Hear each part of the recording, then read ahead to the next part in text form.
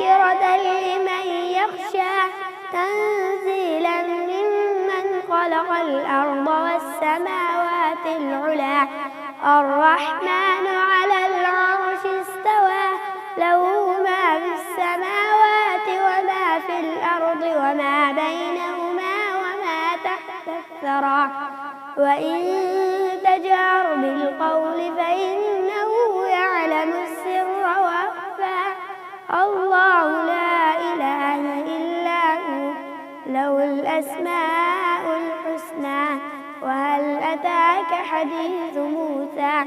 إذ رأى نارا فقال لأهلهم كثوا إني آنست نارا لعلي آتيكم منها بقبس أو أجد على النار هدى فلما آتاها نودي يا موسى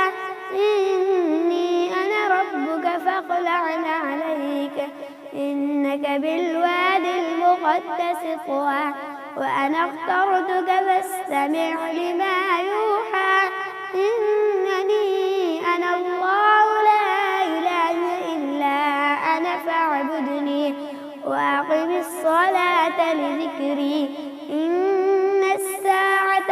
آتية أكاد أخفيها لتجزى كل نفس بما تسعى فلا يصدنك عنها من لا يؤمن بها واتبع هواه فتردى وما تلك بيمينك يا موسى قال هي عصاي